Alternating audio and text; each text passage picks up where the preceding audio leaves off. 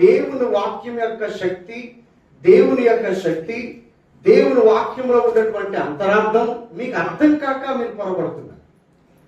వాస్తవానికి దేవుని శక్తి మీకు అర్థమై ఉంటే, వాక్యం యొక్క శ్రేష్టత మీకు అర్థమై ఉంటే, దావీదు అంటాడు, జుంటె తేనె ధారల కంటే మధురమైనది నీ వాక్యం అంటాడు. జుంటె తేనె ధారల కంటే మధురమైనది. ఎంత శ్రేష్టమైనది అంటే ఈ సృష్టిలో శ్రేష్టమైనది తేనె. తేనె కంటే మధురమైంది ఈ సృష్టిలో ఏది లేదు. కానీ తేనె కంటే మధురమైనది దేవుని వాక్యము అన్నాడంటే ఎంతగా దేవుని వాక్యం యొక్క విలువ తెలుసుకున్నాడో చూడండి. ఈ రోజున సంఘానికి దేవుని యొక్క విలువ తెలియట్లేదు. దేవుని యొక్క విలువ తెలియాలంటే ఏం చేయాలా? దేవుని వాక్యము చదవాలి. దేవుని వాక్యము చదివితే దేవుని విలువ అర్థమవుతుంది. దేవుని బైబిల్ గ్రంథం చదవని వాడికి దేవుని విలువ అర్థం కాదు. దేవుని విలువ నీకు తెలియాలంటే ఆయన వాక్యము బాగా నువ్వు చదివితే ఆయన ఏమై ఉన్నాడో, ఆయన ఎలాంటి వాడు, ఎలాంటి కార్యాలు చేస్తాడో, ఎలాంటి అద్భుతాలు చేస్తాడో, ఎలాంటి దీన స్థితిలో ఉన్న వారిని పైకి లేపాడో, ఆపదలో ఉన్నప్పుడు, వ్యభిచారంలో పడినప్పుడు, దొంగతనంలో పడినప్పుడు, ఆటంకాలలో పడినప్పుడు, జైలులో ఉన్నప్పుడు, స్త్రీలు మనల్ని పాపములను ప్రేరేపించినప్పుడు, పురుషులు మనల్ని పాపానికి ప్రేరేపించినప్పుడు, పిల్లల యొక్క మనస్తత్వం ఏంటో, యవనస్తుల యొక్క మనస్తత్వం ఏంటో, పెళ్ళైన వారికి వచ్చిన సమస్యలు తప్ప ఒకటేంటి రెండేంటండి కోపాలు ఉన్నాయి బైబిల్లో. ఒక విధవరాలు ఏ విధంగా తన జీవితాన్ని మలుచుకోవాలి, పెళ్లి కాకుండా ఎలాగ తన జీవితాన్ని కాపాడుకోవాలి, వివాహం చేసిన వాడు ఎలాంటి కార్యాలు చేయాలి, వివాహం జరిగిన వాడికి ఎటువంటి స్వాతంత్రం వస్తాయి, ప్రతిదీ కూడా బైబిల్ వాక్యం తేటతనం చేసింది. అయితే మనకి ఇంకా తెలియలేదంటే అర్థం ఏంటంటే నీవు వాక్యమును సరిగా చదవలేకపోతున్నావు అని అర్థం. సమయం దొరికినప్పుడు, ఖాళీ దొరికినప్పుడైనా కనీసం దేవుని గ్రంథాన్ని తెరిచి చదవగలిగితే ఎన్నో సంగతులు నీవు నేర్చుకోవడానికి అనుకూలంగా ఉంటాయి. దేవుని శక్తిని కూడా నువ్వు తెలుసుకోవడానికి అవకాశం. అందుకని దేవుని వాక్యము చదవకపోతే నేను నశించిపోదును.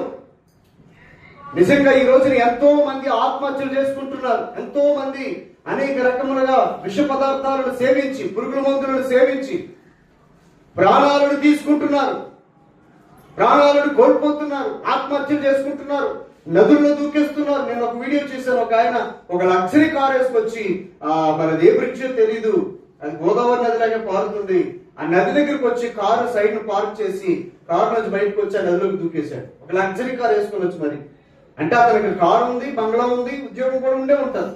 మరి ఏ కారణం వల్ల అతను ఆత్మహత్య చేసుకున్నాడు, నీటిలో దూకాడు? సమస్య వలయం అనేది మరి పట్టుకున్నప్పుడు, సమస్యలు నీ కుటుంబంలోకి వచ్చినప్పుడు మీరు అనుకుంటారు డబ్బే ప్రాధాన్యం అనుకుంటారు. కానీ డబ్బు కలిగిన వాళ్ళ కుటుంబాల్లో ఎన్ని సమస్యలు ఉన్నాయో మీకు తెలుసా? డబ్బు కలిగినటువంటి కుటుంబాల్లో భార్యాభర్తల మధ్య, పిల్లల మధ్య ఒక్కొల్లగా ఉన్నాయి సమస్యలు. ఇంకా భేదవాడని ప్రసంగి గ్రంథంలో సొలొమోను అంటాడు, భేదవాడు కడుపు నిండా తిని, కడుపారా తిని ప్రశాంతంగా నిద్రపోతాడు అంటాడు. చూడండి అన్నమాట. ద్రవ్యము అనగా డబ్బు. చూడండి, ధనాన్ని అపేక్షించువాడు అంటే కోరుకునేవాడు, డబ్బుని కోరుకునేవాడు. డబ్బు మంచిది కదా? డబ్బు మంచిది కాదా అండి?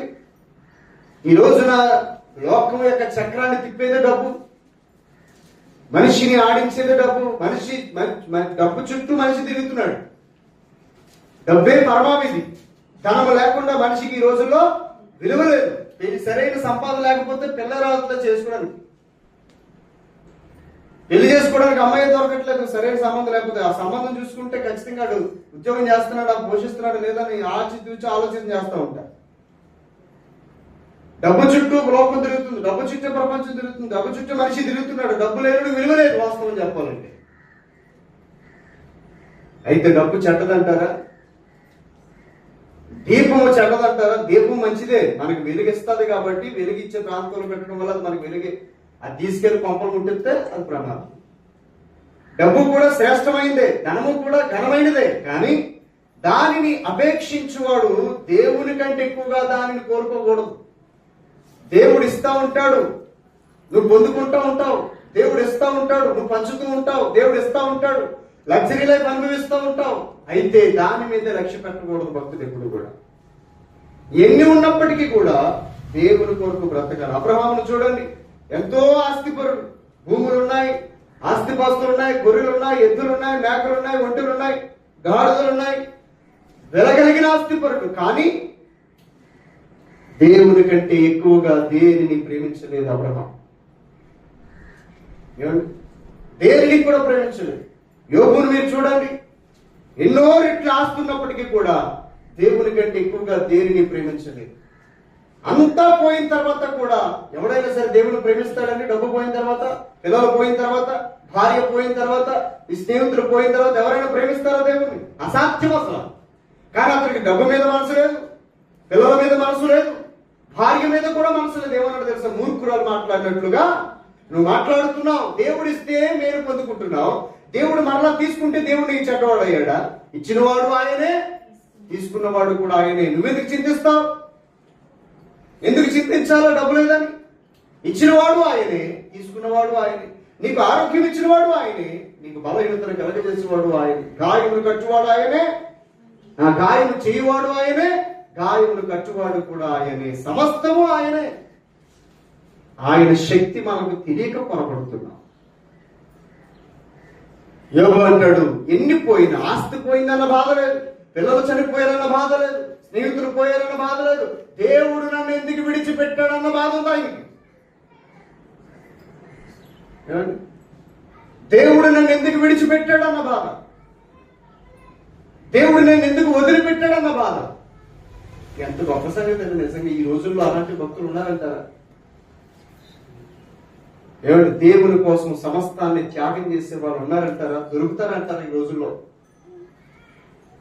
బ్రతకడమే వాడు దేవుని కోసం బ్రతుకుతాడు అన్నవాడు అన్న సాక్ష్యం మనం వినగలుగుతామంటారా? సముద్రులారా, దేవుడు కోరుకుంటున్నది ఏంటంటే డబ్బు చెడ్డది కాదు ఇక్కడ, కానీ దానిని ఎక్కడ ఉంచాలో అక్కడే ఉంచాలి. డబ్బు స్థానం ఎక్కడ? దైవజనుడికైనా విశ్వాసికైనా డబ్బు స్థానం ఎక్కడ చెప్పండి? డబ్బు ఉండే స్థానం ఎక్కడ? పై పాకెట్లున్నా, వెనకాల పాకెట్లున్నా? చెప్పండి. డబ్బు ఉండే స్థానం ఎక్కడ? పై పాకెట్లున్నా, బ్యాంక్ పాకెట్లున్నా, లేకపోతే బీరువాలున్నా? ఎక్కడ ఉండాలంట? పాదముల దగ్గర ఉండాలి. డబ్బు ఉండవలసిన స్థానం గుండెల దగ్గర కాదు, డబ్బు ఉండవలసిన స్థానం బీరువాలో కాదు. డబ్బు కాపాడుకోండి, బీరువాలు పెట్టుకోండి, తప్పులేదు. కానీ దాని విలువను మీరు ఎలా చూడాలంటే, దాని కాళ్ళ దగ్గర ఉన్న వస్తువుకి ఎలాంటి విలువ ఉంటుందా? ఉండదు. చెప్పులకి ఏమైనా పెద్ద విలువ ఉంటుందా? దేవుని శక్తి నీకు తెలియాలంటే ముందు నువ్వు గ్రంథాన్ని బాగా చదవాలి. దేవుని శక్తి నీకు తెలియాలంటే జరుగుతున్నటువంటి అద్భుతాలు, ఆశ్చర్యకార్యాలు నమ్మాలి. అప్పుడు ఆ దేవుని శక్తి నీకు అర్థమయ్యి దేవుని కొరకు రోషము కలిగిన మనిషి కొరకు బ్రతుకుతావు. సహోదరులకు ఎంత గొప్ప స్థితికి వెళ్ళిపోయిన ఆ స్థితి అంతా కూడా నీ పాదాల దగ్గర ఉండాలి. డబ్బు నీ పాదాల దగ్గర ఉండాలి, బంగారు నీ పాదాల దగ్గర ఉండాలి, వెండి నీ పాదముల దగ్గర ఉండాలి. తలకెక్కడానికి వీల్లేదు. తలకెక్కవలసింది ఏంటంటే దేవుని వాక్యము తప్ప ఇంకేది నీ బొమ్మ ఉండకూడదు. అప్పుడే దేవుడు మనల్ని గొప్పగా హెచ్చిస్తాడు. అప్పుడే మనల్ని దేవుడు గొప్పగా హెచ్చిస్తాడు. ఏది కలిగినా, ఎంత వచ్చినా, ఎంత డబ్బు వచ్చినా, ఎంత బంగారం వచ్చినా, ఎంత అధికారం వచ్చినా, దేవుని సన్నిధిలో మనల్ని మనము తగ్గించుకుని ఆయన మనం హెచ్చించగలిగితే ఇది టాప్ స్థానంలో దేవుడు ఇస్తాడు. ఒకవేళ అధికారం వచ్చిన తర్వాత, సింహాసనం వచ్చిన తర్వాత గర్విస్తే సౌలుని దించేశాడు, గొర్రెల కాపురైన దావీదుని రాజుని చేశాడు. ఆయనకి పెద్ద విశేషం ఏం కాదు అలా చేయటం. అన్య దేశంలో ఉన్నటువంటి నెబుకద్నెజరు సైతం గర్విస్తే అన్య దేశంలో ఉన్న నెబుకద్నెజరుని కూడా కిందకి దించి గట్టి తినేలా చేసి, బుద్ధొచ్చేలా చేసి మరలా తిరిగి సింహాసనం మీద కూర్చుండబెట్టాడంటే ఆయన ఎంత శక్తి కలిగిన దేవుడు ఆలోచించాడు. దేవుడు నమ్ముకున్న వాడికే కదా బుద్ధి చెప్పడం. దేవుని నమ్మని మహారాజు అయిన నెబుకద్నెజరుకి కూడా గడ్డినే తినిపించాడు. ఇంకా సౌలు అయితే గడ్డి తినలేదు. ఇంకా శత్రువు యొక్క చేతిలో చనిపోయాడు, కానీ నెబుకద్నెజరుని అయితే గడ్డే తినిపించాడండి. గర్వించాడండి, అహంకారంతో మాట్లాడాడని. దేవుడు ఎవడన్నాడు? నేనే దేవుడు అన్నాడు. దేవుడు ఎవడో నీకు చూపిస్తానని చెప్పి దేవుడు చూపించాడు. అహంకారం దిగిపోయింది. మరలా తిరిగి దేవుని దగ్గర క్షమాపణ అడిగాడు. నేను ఎందుకు ఈ మాట చెప్తున్నాను సంగమా? దేవుని శక్తి మీకు తెలియాలంటే బైబిల్ చదవాలి. ఎంత డబ్బు సంపాదించినా అది దాని వల్ల వాడు తృప్తి నొందడు. ధన సమృద్ధిని అపేక్షించువాడు దాని చేత తృప్తి నొందడు. అంటే డబ్బును సంపాదించాలనుకున్నవాడు దాని చేత తృప్తి నొందడు. మీకు అందరికి అర్థమవుతుందని చెప్పేది. డబ్బు సంపాదించడం తప్ప అంటలేదు నేను, పని చేయకుండా ఉండటం తప్ప నేనే కదా అంటున్నాను. వాక్యం చెప్తుంది కదా, పని చేయని వాడు భోజనం చేయకూడదని దశలోనికి రాసిన పత్రికలో దేవుడే మాట్లాడాడు. పని చేయండి, నేను 6 దినములు పని చేయమని చెప్పింది కూడా ఆయనే. మీరు ఆశీర్వదించబడితే ఘనత ఎవరికి? నాకే ఘనతను చెప్పింది కూడా ఆయనే. మరి ఎందుకు ఇక్కడ ఈ మాట చెప్తున్నాడంటే దేవుని ప్రక్కన బట్టి, అది దేవుని సన్నిధిని ప్రక్కన పెట్టి, దేవుని వాక్యాన్ని ప్రక్కన పెట్టి. బైబిల్ చదవకుండా పనికెళ్తున్నావా? దేవుని సన్నిధికి రాకుండా పనికెళ్తున్నావా? అంటే దేవుని సన్నిధిని నువ్వు పక్కన పెడుతున్నావు, వాక్యాన్ని ప్రక్కన పెడుతున్నావు, దేవుని పక్కన పెడుతున్నావు సంపాదన కోసం అర్థం. ప్రసంగి చెప్పేది అదే. ద్రవ్యమును అపేక్షించువాడు తృప్తి నొందడు, ఇది కూడా వ్యర్థమే. 11వ వచనం, ఆస్తి ఎక్కువైతే దాన్ని తినేవాడు కూడా ఎక్కువ అవుతారు. కన్నులారా చూచుటనే కాక ఆస్తి పరుడికి కన్నులారా బంగారం అంటే బీరువాలో 2 తులాలు 3 తులాలు 10 తులాలు 20 తులాలు బంగారం పెట్టుకుంటుంది. బీరువా తిరుగుతుంది, చూస్తుంది, మళ్ళీ మూసేస్తుంది, మళ్ళీ తిరుగుతుంది, చూస్తుంది, మళ్ళీ మూసేస్తుంది. అంటే ధనవంతుడు డబ్బులు చూసుకోవడానికే తప్ప తన ఆస్తి వలన అతనికి ప్రయోజనమేమి. అంత ఖచ్చితంగా, ఎంత ఎంత నిఖచ్చితంగా చెప్తున్నాడు చూసారా దేవుడు. ఇది వాస్తవం కాదంటారా? ఇది వాస్తవం కాదంటారా? ధనమే ధ్యేయముగా బ్రతికేవాడు, దేవుని ప్రక్కన పెట్టి ధనమే దేవుడు ధ్యేయంగా బ్రతికేవాడు ఆ ధనాన్ని సంపాదించుకున్నా దాన్ని బీరువాలో పెట్టి చూసుకోవడానికే తప్ప దాని వలన అతడికి ప్రయోజనమేమి. ధనం ఎక్కువయ్యే కొద్ది తినేవాడు కూడా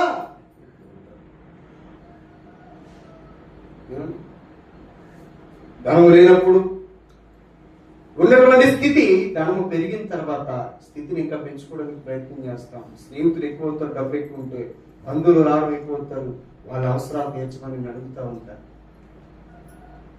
తినేవాళ్ళు ఎక్కువ అవుతారు, సంపాదిస్తారు, కానీ దానివల్ల అతనికి ప్రయోజనం. బెస్ట్ ఎగ్జాంపుల్ మీకు ఎన్నోసార్లు చెప్తున్నాను. ముఖేష్ అంబానీ గారు వాళ్ళ చిన్న కుమారుడు అనంత్ అంబానీ, అతడు ఎప్పుడు చనిపోతాడు కూడా అతనికి లేని పరిస్థితి. కారణం డబ్బు లేదా? భారతదేశాన్ని 1 సంవత్సరం పోషించేస్తాడు, అంత డబ్బు ఉంది. కానీ అతనికి మనశ్శాంతి లేదు. తన కుమారుడి యొక్క రోగమును తొలగించలేకపోయాడు. బైబిల్ ఎంత ఖచ్చితంగా చూడండి. ధనవంతుడు తన ధనం వల్ల అతనికి ప్రయోజనం ఏమి? అయితే కింద రాస్తున్న చదువుతాం. కష్టజీవులు, కష్టజీవులకి ఆ రోజు పనికి వెళ్ళి ఆ రోజు సాయంకాలం కూలి తెచ్చుకునేవాడు. కష్టజీవులు కొద్దిగా తినను, ఒకవేళ చికెన్ తెచ్చుకుని, మటన్ తెచ్చుకుని, ఏదైనా తెచ్చుకుని ఎక్కువగా తినను. ఎలాగమ్మా? సుఖమైన నిద్ర పొందుతాడు. డబ్బున్నవాడికి నిద్ర ఉండదు. చిన్న సౌండ్ రాబోతే బీరు కూడా తీసేస్తాడని అనుకుంటాడు. జాగ్రత్తగా పాకెట్లో డబ్బు పెట్టుకుని అంతటిగా బిక్కి బిక్కి అంటూనే వెళ్తూ ఉంటాడు. దానికి 4-3 రిబ్బన్లు పెడతాడు, లేకపోతే బటన్స్ పెడతాడు, పిన్నులు పెడతాడు. ఏమండి? రకరకాలుగా జాగ్రత్తలు పడతాడు. వాడికి సుఖనిద్ర పట్టదు, కానీ కష్టజీవులకి సుఖనిద్ర పడుతుంది. తర్వాత ఏమన్నాడు? అయితే ఐశ్వర్యవంతులకు తమ ధన సమృద్ధి చేత నిద్ర పట్టదు. ఆయన బైబుల్లో ఆయన అన్నాడంటే అది ఖచ్చితంగా జరగాల్సిందే. ఈ రోజున పేదవాడైనా కష్టపడ్డవాడైనా సుఖనిద్ర పొందుతాడేమో కానీ డబ్బును కోరుకునేవాడు, డబ్బును అపేక్షించేవాడు, దేవుని కంటే ధనమే ప్రాముఖ్యత అనుకునేవాడు నిద్ర పట్టదు. ఒకవేళ అతను సంపాదించుకున్న ఆ 10 తులాలు 20 తులాల బంగారం బీరువాల ఆఖరి తెచ్చి చూసుకోవడం, అమ్మయ్య అనుకోవడం, మళ్ళీ మూసేయడం, మళ్ళీ తీసుకోవడం, మూసేయడం తప్ప ప్రయోజనం ఏమి లేదు. ఆ బంగారం వల్ల ఉపయోగం ఏమి లేదు. రెండోది, అతనికి శత్రువులు ఎక్కువగా పెరుగుతారు. రెండవది, తినేవాడు కూడా ఎక్కువగా పెరుగుతారు. అతనికి మనశ్శాంతి అనేది ఉండదని ఖచ్చితంగా బైబిల్ చెప్తుంది. ఖచ్చితంగా అదే జరుగుతుంది ధనవంతుల గృహాల్లో. కానీ ధనాన్ని కాళ్ళ దగ్గర పెట్టేవాడు ఎప్పటికీ కింగే. దేవునికి స్తోత్రం చెప్పాలి. దగ్గర హల్లెలూయా. సొలొమోను మహారాజు దేవుని నమ్ముకున్నాడు, దేవుని చిత్త ప్రకారంగా మహారాజు అయ్యాడు. అతని కాళ్ళ దగ్గరికి వచ్చింది డబ్బు అంతకు. ఏమండి? ఏ దేశపు రాణి? షీబా దేశపు రాణి రకరకాల వెండిలు, మణులు, రత్నాలు, మాణిక్యాలు, గంధకాలు, విలువ కలిగిన సొత్తు అంతా తీసుకుని సొలొమోను దగ్గరికి వచ్చి చూడటానికి, ఆయన చూడటానికి వచ్చి ఆయన మాటలు విని ఆయన పాదాల దగ్గర అది అర్పించేసి వెళ్ళిపోయింది తిరిగి. సొలొమోను కూడా తనకు తగ్గట్టుగా మర్యాద చేసి పంపించాడు మహారాజు. చూసారా, దేవుడే కావాలనుకున్నవాడు వెనక డబ్బు కూడా పరిగెత్తి వస్తాడు. డబ్బు మీద ధ్యాస. ఎందుకు ఈ ధనం దగ్గరికి నేను వెళ్ళానంటే వాక్యము అంత గొప్పది అని చెప్తున్నాడు. ఏమంటున్నాడు? దేవుని వాక్యం అంత శ్రేష్టమైంది. 119 కీర్తనలు ఆయన చెప్పిన మాట ఏంటండి? ఏమన్నాడు? నీ ధర్మశాస్త్రము నాకు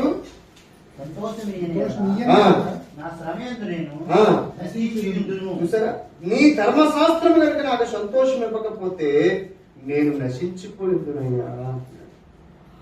చూసారా, ఎంత గొప్ప మాట చూడండి. తర్వాత 50వ చరణం చదవండి. 50వ చరణం చూసారా, నీ గ్రంథములో ఉన్న నీ వాక్యమే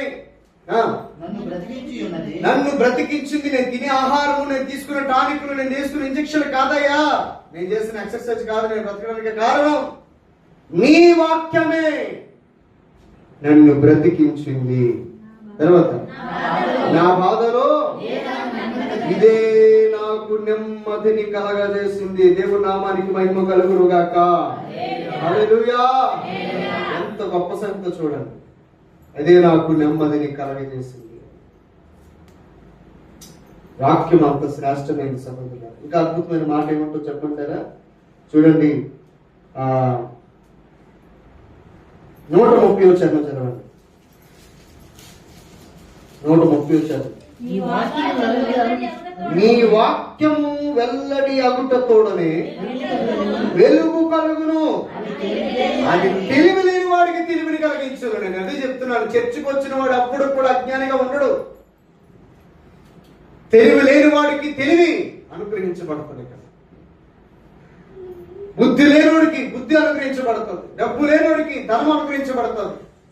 అప్పులతో ఉన్నవాడు, సమస్యలతో ఉన్నవాడు, కన్నీటితో ఉన్నవాడు, యాత్రతో ఉన్నవాడు ఇక్కడికి వస్తే తిరిగి ఆశీర్వదించబడి వెళ్ళడమే తప్ప లాస్ అయిపోవాల్సిన పరిస్థితి ఏమీ ఉండదు. అందుకే ఒక్క రోజు నువ్వు దేవుని సన్నిధిలో గడపగలిగితే నువ్వెంతో ఆశీర్వదించబడతావు. దేవుని నామానికి మహిమ కలుగును కాక.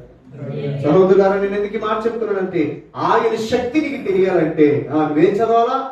దేవుని వాక్యం చదవాలా. 148 చదవండి తమ్ముడు. 147 చదవండి. అదే వచ్చిన తెల్లవారక మునిపే నేను మొరపెట్టాను, నీ మాటల మీద నేను ఆశ పెట్టుకొని ఉన్నాను. అది అసలు సంగతి. దేవుని వాక్యం కోసం, దేవుని వాక్యం చదవాలని 6 గంటలకే నా ఉద్యోగం అండి. నేను 6 గంటల డ్యూటీకి వెళ్ళిపోవాలా? మరి వాక్యం ఎప్పుడు చదువుతాను? వాక్యం ఇలా ఎందుకు బైబిల్ చదవలేదు తమ్ముడు అంటే, అని నాకు 6 గంటలకి డ్యూటీ, అందుకే చదవలేకపోతున్నా సాగు చెప్పకూడదు. చదవలేకపోతున్నానని సాగు చెప్పావంటే నీకు రాసది. దేవుని వాక్యం చదవలేకపోతున్నావంటే అది నీకు నష్టం. ఒకవేళ నీకు 6 గంటలకైతే 4 గంటలే. ఒక్కొక్కసారి నీ ఉద్యోగం కోసం లేవా? నువ్వు చేస్తున్న వ్యాపారాల కోసం లేవరా? నీ పర్సనల్ ఉన్న అవకాశాలు అయితే, నీ ఇంట్లో ఏదైనా కథకార్యం అయితే లేవరా? మరి దేవుని వాక్యం చదవడం కోసం ఎందుకు లేవలేకపోతున్నావు అంటే నీకు దేవుని విలువ ఇంకా ఇది విధంగా. తెల్లవారకముని పరంగా వెలుగు అనేది రాకమునిపే నీ మాటల మీద నేను ఆశ పెట్టుకుని ఉన్నానయ్యా. 148 నీవిచ్చిన వాక్యమును నేను ధ్యానించుటకై నా కనులు రాత్రి జాములు కాకమునిపే. రాత్రి జాములు కాకమునిపే అంటే రాత్రి జాములు కాకమునిపే అంటే అర్థమైంది తెలుసా? సాయంకాలం మొదలుకొని మళ్ళీ తెల్లవారు వరకు 4 జాములు ఉంటాయి రాత్రి. ఒక్కొక్క జాము 3 గంటలు. ఒక్కొక్క జాము విలువ ఎంత? 3 గంటలు. అంటే 4 జాములు అంటే 4 3 12 గంటలు పూర్తయ్యేసరికి తెల్లవారక మునిపే, వెలుగైతే రాక మునిపే నీ వాక్యమును చదవాలని నేను ఎదురు చూస్తున్నానయ్యా. అంత శ్రేష్టత దేవుని వాక్యానికి ఉంది సంగతి. కాబట్టి ఖచ్చితంగా ఆయన శక్తిని, ఆయన బలాన్ని మనం తెలుసుకోగలగాలి. ఇప్పుడు చదివిన 86వ కీర్తనకు మీరు వచ్చినట్లయితే చదువుతారా, అక్కడ రాయబడిన మాట ఏంటంటే, ఆఖరికి మాట చెప్పి నేను ముగిస్తాను. అక్కడ రాయబడిన మాట ఏంటంటే, నీ యొక్క విలువ, దేవుని యొక్క విలువ వాడు తెలుసుకోవా. చూడండి 9వ వచనంలో, ప్రభువా దేవతలలో నీ వంటి వాడు లేడు, నీ కార్యములకు సాటి అయిన కార్యములు లేనేలేవు. ఎవడు చేయగలడం అలాగా? సముద్రం ఆరిన నేలగా చేయగలిగిన వాడు ఎవడు? ఆకాశం నుండి ఆహారాన్ని కురిపించిన ఏ దేవత కానీ ఏ దేవుడు కానీ ఎక్కడైనా మీరు చదవగలిగారు అలాంటి కార్యాలు? ఆకాశం నుండి మన్నాను కురిపించగలిగిన వాడు ఎవడు? మాంసాన్ని పుట్టించగలిగిన వాడు. మీకు విషయం చెప్పండి, 40 సంవత్సరాలు కూడా వాళ్ళ బట్టలు మార్చిపోలేదంట. 40 సంవత్సరాలు అండి. వాళ్ళ బట్టలకి చెమట కొంపు పట్టలేదు, చెప్పులు కూడా అరిగిపోలేదు. ఏమి కార్యాలంటే సామాన్య కార్యాలు కాదండి. అందులోనే అరణ్యంలో చెప్పులు అరగలేదంటే ఎవడ నమ్ముతాడా? రాళ్ళుంటాయి, మెట్లుంటాయి, గొట్లుంటాయి. 40 సంవత్సరాలు అంటే ఏ తల దగ్గర మొదలుకొని కాళ్ళకేసుకుని చెప్పుల వరకు కూడా ఎంత కేర్ తీసుకుంటాడండి దేవుడు మన పట్ల. చదువుతూనే చాలా ఆశ్చర్యంగా ఉంటారు. చెప్పుల మీదకి కూడా ఆయన దృష్టి వెళ్ళిందంటే చూడండి. అంటే ఎంతగా మన పట్ల అతను కేర్ తీసుకుంటాడు. వస్త్రములే కాదు, చెప్పులు కూడా అరిగితే ఎక్కడ ముళ్ళు గుచ్చుకుంటాయి అరణ్యంలో నా పిల్లలకని చెప్పులు కూడా అరగకుండా క్రియేట్ చేసేవాడు. వాళ్ళు నచ్చిన చెప్పులు వేసుకున్నారు, కానీ అరగడం లేదు దేవుడు. ఎలాంటి గొప్ప దేవుడు అంటే ఆయన. అంత శక్తి కలిగిన దేవుని దగ్గరికి రావడానికి, అంత శక్తి కలిగిన దేవుని మందిరంలో గడపడానికి, అంత శక్తి కలిగిన దేవుని వాక్యం చదవడానికి మనకు టైం ఇవ్వట్లే. సహోదరులారా, ఖచ్చితంగా మనం దీవించబడాలంటే, అనుకున్న కార్యము సఫలం అవ్వాలంటే దేవుని శక్తి నీకు తెలియాలా? బైబిల్ వాక్యం వినిపించడానికి తెలియాలి. 5వ వచనం చదవండి. ప్రభువా నీవు దయాళుడకు క్షమించుటకు సిద్ధమైన మనస్సు గలవాడు. ఎలా తెలుసు ఆయనకి? దేవుడు క్షమించడానికి సిద్ధమైన మనస్సు గలవాడని దావీదుకి ఎలా తెలుసు అంటే ఆయన వాక్యాన్ని చదివాడు కాబట్టి. ఇశ్రాయేలీయులు చేసినటువంటి ఎన్నో తప్పులని ఆయన క్షమించుకుంటూ వచ్చాడన్న సంగతి దావీదు చదివి తెలుసుకున్నాడు కాబట్టి. ఆ టైంలో దావీదు లేడు కదా. అంటే ఇశ్రాయేలీయులు 40 సంవత్సరాలు కూడా దేవుణ్ణి ఎలా చిత్రహింసలుగా హింసించారో చదివాడు. అయినప్పటికీ కూడా ఇశ్రాయేలు కాపాడుకుంటూ వచ్చాడే. ఇలాగ క్షమాగుణం కలిగిన మనసు కలిగిన వాడు ఎవరున్నారయ్యా అని ఎలా తెలిసింది అందరికీ? గ్రంథం చదవటం. దేవుని మనసు, దేవుని వాక్యం చదివితేనే అర్థమవుతుందండి. వాక్యం చదవకపోతే నీకు అర్థం కాదు. మీరు మందిరానికి రాకపోవడం, ఉపవాస ప్రార్థన చేయకపోవడం, వాక్యాన్ని చదవకపోవడం, సంఘము ఏక మనసుతో ఉండకపోవడం, సంఘం అందరూ ఐక్యతగా ఉంటే నువ్వు సెపరేట్ గా ఉండాలని కోరిక కలిగి ఉండటం. రెండవది, దేవుని యొక్క సన్నిధిలో ఏక మనస్సు ఏకభావం కలిగి సేవకుడు ఉన్నా లేకపోయినా ఒకేలాగా భక్తి చేయకపోవడం. ఇవన్నీ మిస్టేక్స్ వల్ల దేవుడు నీకు ఇచ్చిన ఆశీర్వాదాన్ని కూడా తిరిగి వెనక్కి లాక్కుంటాడు. ఆరోగ్యంతో ఉన్నాను కదా, ఆరోగ్యాన్ని కూడా తిరిగి వెనక్కి లాగుతాడు.